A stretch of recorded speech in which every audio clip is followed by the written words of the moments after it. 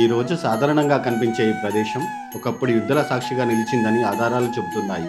చుట్టూ కనిపించే ఆలయ అవశేషాలు, పెద్ద మట్టి ఇటుకల నిర్మాణాలు, కొండలపై ఉన్న కోటగోడల ఆనవాళ్లు మరియు ఇక్కడ కనిపించే అనేక వీరగల్లులు ఇవన్నీ కలిసి ఈ ప్రాంతం ఒకప్పుడు ముఖ్యమైన సైనిక కేంద్రంగా ఉన్న కథను చెబుతున్నాయి. నమస్కారం. వరంగల్ ప్రాంత చరిత్రలో దాగి ఉన్న కథలను మీ ముందుకు తీసుకువచ్చే మన ఛానల్ ఓరుగల్లు అందాలకు స్వాగతం.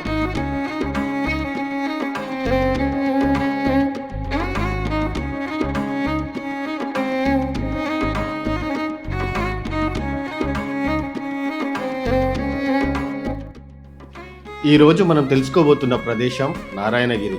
తెలంగాణ రాష్ట్రంలోని హన్మకొండ జిల్లాలో ధర్మసాగర్ మండలానికి చెందిన ఈ గ్రామం జిల్లా కేంద్రం హన్మకొండకు సుమారు 21 కిలోమీటర్ల దూరంలో ధర్మసాగర్ మండలానికి దగ్గరగా ఉంది.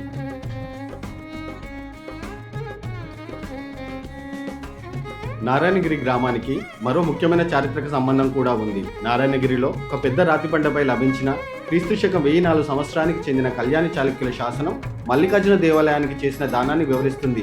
ఆ శాసనం ప్రకారం గుణగరాస అనే ప్రముఖ నాయకుడు ఎక్కల సాహస, మహాసామంతాధిపతి, సత్రాశ్రయ కులనవ్య వంటి బిరుదు ధరించిన వాడు తన ఆధీనంలోని గంగయ్య రాసార్తో కలిసి తన పడిత సంకయ్య ప్రతిష్ఠించిన మల్లికార్జున దేవునికి దానం చేశాడని తెలుస్తుంది.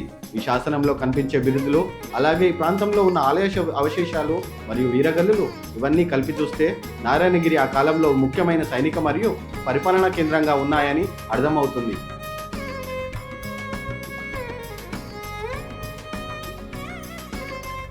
ఇప్పుడు ఈ ప్రాంతంలోని కొండల గురించి కూడా కొన్ని ఆసక్తికరమైన వివరాలు తెలుసుకుందాం. నారాయణగిరి పరిసర ప్రాంతాల్లో ఉన్న కొండలలో ఒకటి పగ్గిగుట్ట అని స్థానికంగా పిలుస్తారు.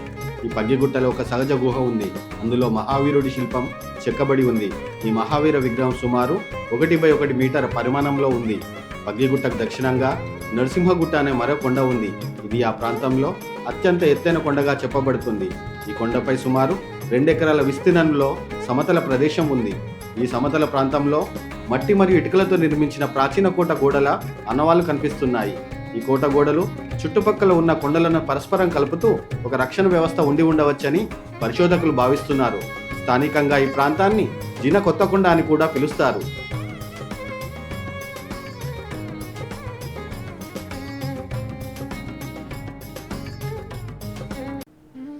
గ్రామం చివరిలో కొండల మధ్యలో ఒక కొత్త దేవాలయం కనిపిస్తుంది. కానీ ప్రవేశ ద్వారం వద్ద కనిపించే కాకతీయ కాలపు రాతి స్తంభాలు ఈ ప్రదేశం వెనుక ఉన్న పురాతన చరిత్రను మౌనంగా గుర్తు చేస్తున్నాయి. అవి చూస్తే గ్రామం ఇంకా ఎన్నో చారిత్రక రహస్యాలను తనలో దాచుకుందని అనిపిస్తుంది. కొంచెం ముందుకు సాగితే అందంగా చెక్కిన శ్రీ ఆంజనేయ స్వామి వారి విగ్రహం కనిపిస్తుంది. ఇలాంటి ఆంజనేయ విగ్రహాలను పూర్వకాలంలో గ్రామ ప్రజల్లో మరియు సైనికుల్లో ధైర్యం, వీరత్వం పెంపొందించేందుకు ప్రతిష్ఠించేవారు. ఈ విగ్రహం కనిపించగానే ఈ ప్రాంతంలో ఇంకా ఎన్నో చారిత్రక అవశేషాలు ఉండొచ్చనే భావన మనలో కలుగుతుంది. కొద్ది అడుగులు ముందుకు వెళ్ళగానే కొండపై ఉన్న ఒక పెద్ద రాతి బండపై తెల్లని గోపురం కనిపిస్తుంది. ఆ గోపురం వైపు మెట్ల ద్వారా పైకి చేరుకున్నప్పుడు అక్కడ ఒక పురాతన గుహాలయం కనిపిస్తుంది.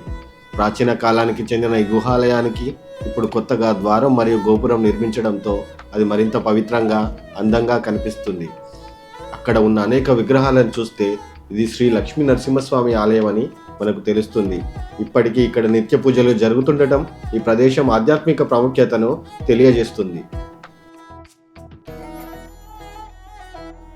ఇంకా కొంచెం ముందుకు సాగితే చుట్టూ ఉన్న అందమైన కొండలు మరియు పచ్చని ప్రకృతి మనసుకు ఒక ప్రశాంతతను కలిగిస్తాయి.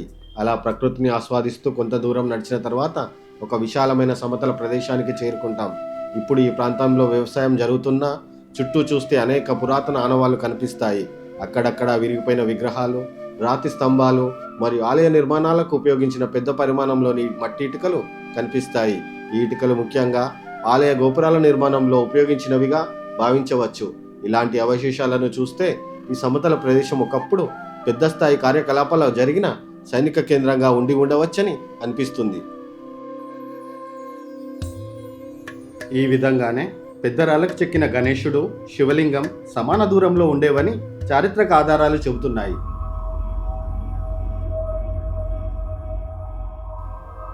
ఈ పొలాల మధ్య కొంచెం ముందుకు వెళ్ళగానే ఒక పెద్ద రాతి బండపై చెక్కిన చాముండి లేదా చండీదేవి విగ్రహం కనిపిస్తుంది. మెడలో కపాలమాల ధరించిన ఉగ్ర రూపంలో ఉన్న ఈ దేవి కాకతీయుల కాలంలో యుద్ధ దేవతగా పూజించబడినది. ఈ శిల్పం కాకతీయ శిల్పకళా వైభవాన్ని స్పష్టంగా చూపిస్తుంది. అక్కడి నుంచి కొంత దూరం నడిచి ఒక చెరువు కట్ట దగ్గరికి చేరుకున్నప్పుడు మరో ఆసక్తికరమైన శిల్ప సమూహం కనిపిస్తుంది. ఒక పెద్ద గ్రానైట్ రాతి బండను కొంత భాగం సమతలంగా చేసి దానిపై సప్తమాతృకల విగ్రహాలను చెక్కారు.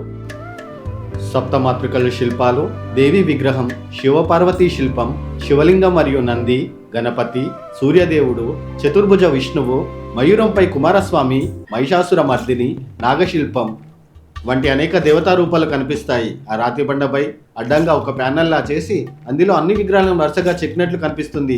దానికి దగ్గరలో ఉన్న మరో చిన్న రాతిపై చేతిలో విల్లు పట్టుకుని ఉన్న ఒక మనిషి ఆకృతి కూడా చెక్కబడి ఉంది. సప్తమాతృకల శిల్పాలపై భాగంలో మరియు కింది భాగంలో శాసనాల ఆనవాలు కూడా ఉన్నాయి. ఈ ప్రాంతం పురాతన ఆలయాల పునాది భాగాల ఆనవాలు కూడా చాలా వరకు కనిపిస్తున్నాయి.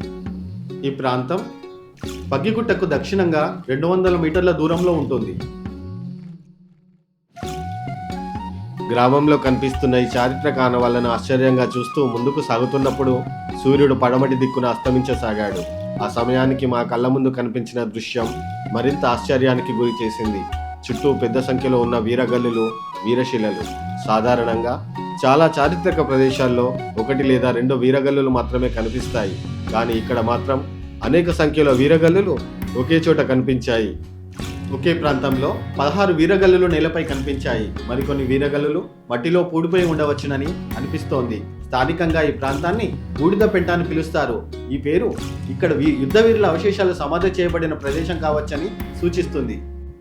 ఈ వీరగల్లులు యుద్ధాల్లో ధైర్యంగా పోరాడి తమ ప్రాణాలను త్యాగం చేసిన వీరుల జ్ఞాపకార్థం ప్రతిష్ఠించినవే.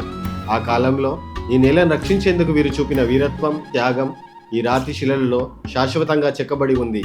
సూర్యాస్తమ సమయం తర్వాత ఆ వీరగల్లులు వరుసగా కనిపిస్తున్నప్పుడు అవి చీకటి ఆకాశంలో మెరిసే నక్షత్రాల్లా అనిపించాయి. అవి ఒక్కొక్కటి ఒక్కో వీరుడి గాథను మనకు గుర్తు చేస్తున్నట్లుగా అనిపించింది.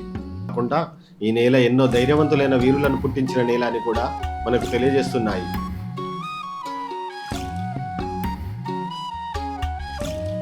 ఇలా నారాయణగిరి ప్రాంతంలో కనిపించే ఈ శిల్పాలు, ఆలయ అవశేషాలు మరియు వీరగల్లులు ఇవన్నీ కలిపి చూస్తే ఇది ఒకప్పుడు చాళుక్య కాకతీయుల కాలంలో ముఖ్యమైన సైనిక మరియు ధార్మిక కేంద్రంగా ఉన్నట్లు స్పష్టంగా తెలుస్తుంది. మన చుట్టూ ఇలాంటి ఎన్నో చారిత్రక ప్రదేశాలు ఉన్నాయి. రోజు మన కళ్ళ ముందే కనిపిస్తున్నా వాటి వెనుక ఉన్న గొప్ప చరిత్ర చాలా సందర్భాల్లో తెలియకుండా చీకట్లోనే మిగిలిపోతుంది.